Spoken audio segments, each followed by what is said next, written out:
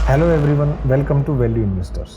तो जैसा कि आप अपनी स्क्रीन पर देख सकते हैं कि आज एक न्यूज़ बहुत ही ज़्यादा ट्रेंड कर रही है और वो है IEX कंपनी के द्वारा शेयर बायबैक की न्यूज़।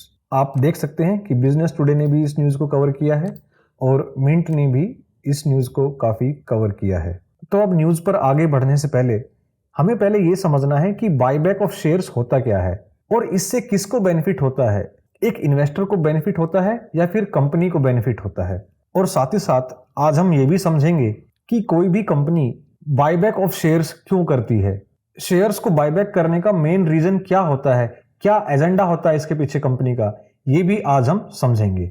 तो अब हम चलते हैं NSE की वेबसाइट पर और हम देख सकते हैं कि आज ही के दिन 25 नवंबर को IEX की बोर्ड मीटिंग थी और उसका ये आउटकम आया कि कंपनी ओपन मार्केट रूट के थ्रू शेयर्स का बायबैक करेगी। यहाँ पे आप इस डिस्क्रिप्शन में इस न्यूज को भी पढ़ सकते हैं जो कि NSE को इन्होंने बताई है। तो सबसे पहले आसान शब्दों में मैं आपको ये बता देना चाह रहा हूँ कि शेयर्स का बायबैक होता क्या है। अब देखिए, किसी भी कंपनी के जितने भी आउटस्टैंडिंग शेयर्स होते हैं मार्केट में, कंपनी जब उन्हीं शेयर्स में से कुछ शेयर्स को वापस शेयर होल्डर्स से परचेज करती है तो इस प्रोसेस को बोलते हैं बायबैक ऑफ शेयर्स। तो अब आपको समझ में आ गया है कि शेयर्स बायबैक क्या होता है। बेसिकली जब कंपनी रीपरचेज करती है अपने शेयर्स को इन्वेस्टर से, उसी को हम बायबैक ऑफ शेयर्स बोलते हैं। अब नेक्स्ट क्वेश्चन हमारे माइंड में आता है, वो ये आता है कि कंपनी अपने ही शेयर्स को मार्केट से बायबैक क्यों करती है।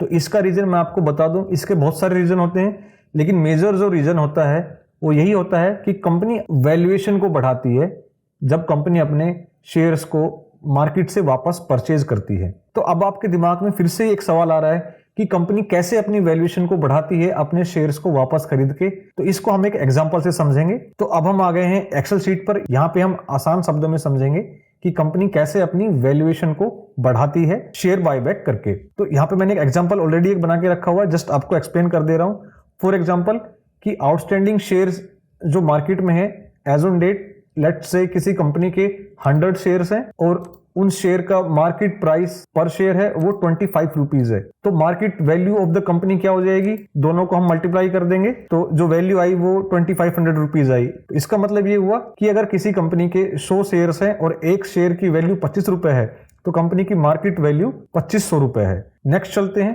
कंपनी अपने शेयर को वापस मार्केट से बायबैक करती है, लेट्स से 32 रुपीज पर वो बायबैक करती है 20 शेयर्स को। उसके बाद जब कंपनी अपने शेयर्स को मार्केट से बायबैक करती है तो इसका मतलब ये भी होता है कि इतने शेयर्स उसने मार्केट से कम कर दिए। इसका मतलब ये हुआ कि 100 शेयर्स में से जब उसने 20 शेयर्स वापस ले लिए तो वो उन 20 शेयर्स को मार्केट से एलिमिनेट कर देती है, उनको डिलीट कर देती है।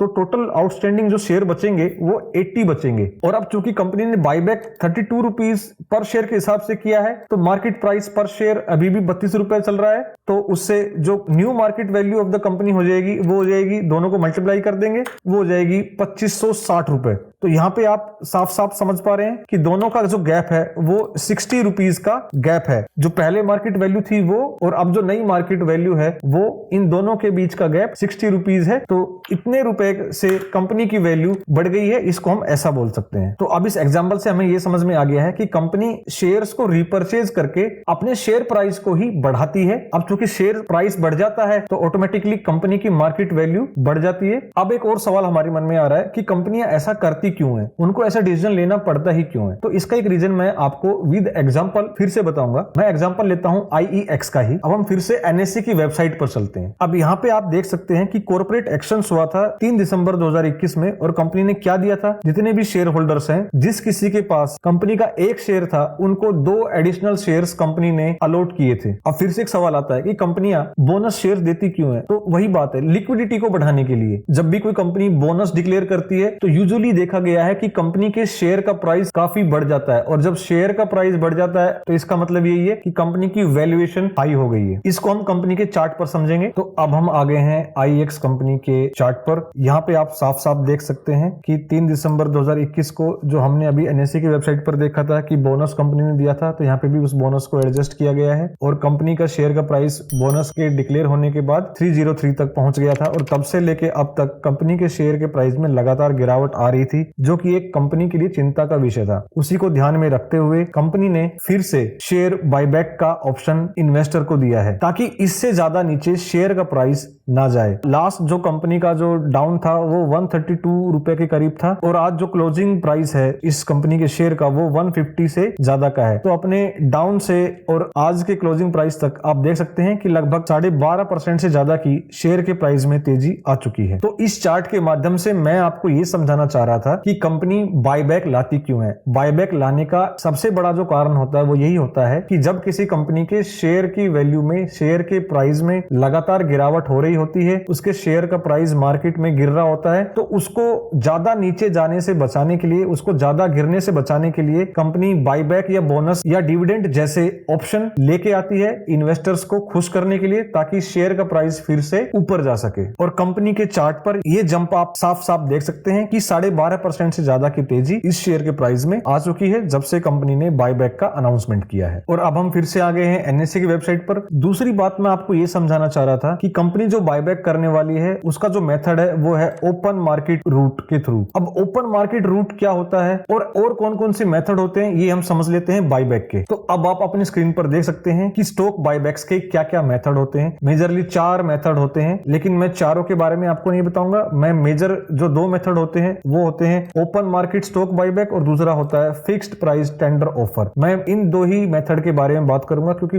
मोस्ट ऑफ द केसेस ये 2 मेथड ही यूज किए जाते हैं। तो पहला मेथड है वो है ओपन मार्केट स्टॉक बायबैक। अब इसमें क्या होता है, इसमें कंपनी क्या करती है कि डायरेक्ट मार्केट से ही शेयर्स को रीपरचेज कर लेती है इन्वेस्टर से। लेकिन इसमें जो ड्रॉबैक क्या है कि इसमें काफी सारा टाइम लगता है, क्योंकि कंपनी बहुत बड़ी क्वांटिटी खरीद रही होती है मार्केट से, जो कि खरीदना एक दिन में पॉसिबल नहीं होता है। ओपन मार्केट स्टॉक बायबैक को इन्वेस्टर्स ज्यादा प्रेफर भी नहीं करते हैं। यूजुअली होता क्या है कि जब भी कोई कंपनी ओपन मार्केट रूट के थ्रू स्टॉक का बायबैक करती है तो इन्वेस्टर्स में इसका कोई उत्साह देखने को नहीं मिलता है। स्टॉक्स यूजुअली इतना ज्यादा जंप नहीं करता है। दूसरा जो मेथड है वो है फिक्स्ड प्राइस टेंडर ऑफर। तो इस रूट के अंदर बेसिकली होता क्या है कि कंपनी शेयर होल्डर्स को एक प्रीमियम अमाउंट पे करेगी और अपने शेयर्स को वापस उनसे परचेज करेगी। अब चूंकि प्रीमियम अमाउंट का मतलब होता है कि फॉर एग्जांपल अगर कंपनी का शेयर का प्राइस आज की डेट में 150 रुपए है तो कंपनी बोलेगी आप 200 रुपए मुझसे ले लीजिए और शेयर्स को मुझे वापस बेच दीजिए। तो इस मेथड को जो शेयर होल्डर्स हैं वो ज्यादा प्रेफर करते हैं और ज्यादा पार्टिसिपेट करते हैं इस रूट के थ्रू अपने शेयर्स को वापस कंपनी को बेचने के लिए। लेकिन इस केस में हमें क्या देखने को मिला है कि कंपनी ने बोला है कि वो ओपन मार्केट रूट के थ्रू शेयर्स का बायबैक करेगी। तो अब हमें मंडे को देखना है कि मंडे को जो इन्वेस्टर्स हैं वो कैसे रिएक्ट करेंगे। आज तो कंपनी के शेयर के प्राइस में 2% से ज्यादा की तेजी हमें देखने को मिली, क्योंकि वो शायद वो एक्सपेक्ट कर रहे होंगे कि हो सकता है कंपनी टेंडर रूट से शेयर्स का बायबैक करे। लेकिन अब चूंकि मार्केट बंद हो जाने के बाद ये न्यूज पब्लिश हुई है कि कंपनी टेंडर रूट के थ्रू न जाके ओपन मार्केट से शेयर बायबैक करेगी, तो अब हमें मंडे को देखने को मिलेगा कि शेयर होल्डर्स इस न्यूज को कैसे लेते हैं और कंपनी के शेयर का प्राइस ऊपर जाएगा या नीचे, तो ये अब हमें मंडे को ही पता चलेगा। लेकिन buyback, dividend, bonus, split, in news को सुनकर हमें किसी भी कंपनी में इन्वेस्ट नहीं करना चाहिए। हमें किसी कंपनी में इन्वेस्ट तभी करना चाहिए जब हमें उस कंपनी का बिजनेस समझ में आता हो। तो आईएक्स का बिजनेस क्या है, तो मोटा मोटी मैं आपको ये बता दूं कि आईएक्स एक एनर्जी एक्सचेंज प्लेटफॉर्म है। जैसे कि एनएससी और बीएससी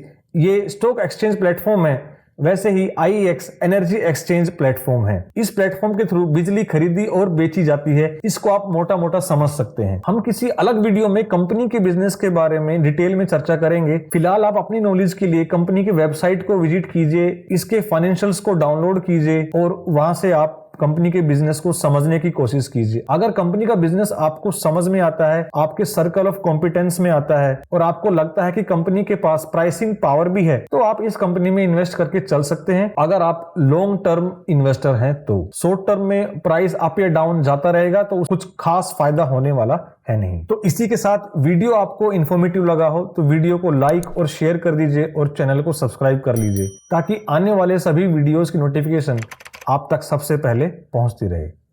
चलिए मिलते हैं नेक्स्ट वीडियो में।